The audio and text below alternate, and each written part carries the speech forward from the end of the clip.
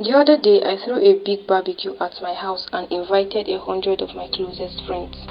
These types of gatherings aren't unusual. My brother-in-law and I have been barbecuing for years, and my skills have earned me the nickname from my African American friends, the Jackie Robinson of barbecue. I crossed the color line. At this particular barbecue, the conversation turned to the great rapper Nas.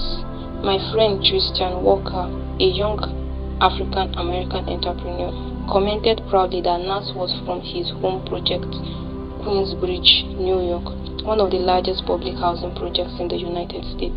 My 73-year-old Jewish father interjected, "I've been to Queensbridge, convinced that there was no way that old man, white father, had been to Queensbridge." Christian said, "You must mean Queens."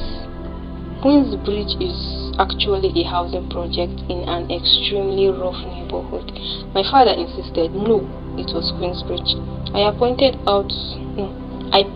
out to Christian that my father grew up in Queens, so he couldn't possibly be confused. Then I asked, "Dad, what were you doing in Queensbridge?"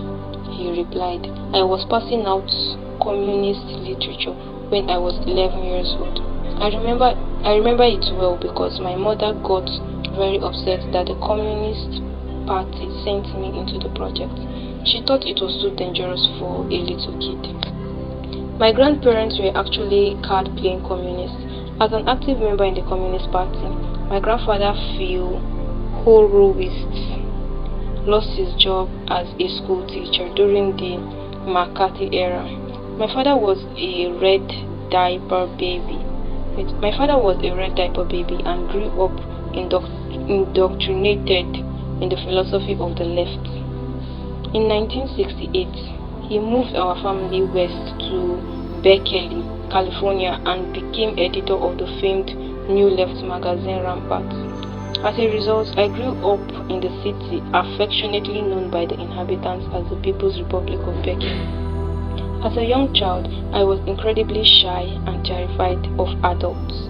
When my mother dropped me off at nursery school for the first time, I began to cry. The teacher told my mother to just leave, while reassuring her that crying was common among nursery school children. But when Alicia Horowitz returned 3 hours later, she found me soaking wet and still crying. The teacher explained that I hadn't stopped, and now my clothes were drenched as a result. I got kicked out of nursery school that day. If my mother hadn't been the most patient person in the world, I might never have gone to school. When everybody around her recommended psychiatric treatment, she was patient, willing to wait until I got comfortable with the world, no matter how long it took. When I was 5 years old, we moved from a one-bedroom house to Glen Avenue, which had become far too small for a 6-person family, to a larger one on Bonita Avenue. Bonita was middle-class Berkeley, which means something a bit different from what one finds in most middle-class neighborhoods. The block was a collection of hippies, crazy people, lower-class people working hard to move up, and upper-class people taking enough drugs to move down. One day, one of my older brother Jonathan's friend, Roger, not his real name, was over at our house. Roger pointed to an African-American kid down the block who was riding in a red wagon. Roger dared me, "Go down the street, tell that kid to give you his wagon, and if he says anything, spit in his face and call him a nigger." A few things require clarifications here. First, we were in Berkeley, so that was not common language. In fact, I had never heard the word nigger before and didn't know what it meant, though I guess it wasn't a compliment. Second, Roger wasn't racist, and he wasn't raised in a bad home. His father was a Berkeley professor, and both his parents were some of the richest people in the world. But we later found out that Roger suffered from schizophrenia, We later found out that Roger suffered from schizophrenia, and his dark side wanted to see a fight. Roger's command put me in a different situation. I was terrified of Roger. I thought that he would surely give me a severe beating if I didn't follow his instructions. On the other hand, I was terrified of asking for the wagon. Hell, I was terrified of everything. I was much too scared of Roger to stay where I was, so I began walking down the block towards the other kid. The distance was probably 30 yards, but it felt like third mile. The distance was probably 30 yards, but it felt like 30 miles. When I finally got there, I could barely move. I did not know what to say, so I just opened my mouth and started talking. Can I ride in your wagon?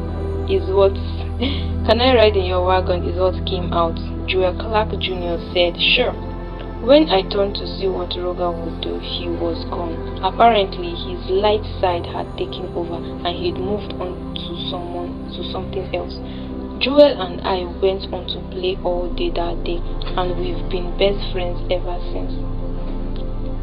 18 years later, he would be the best man at my wedding. Until now, I've never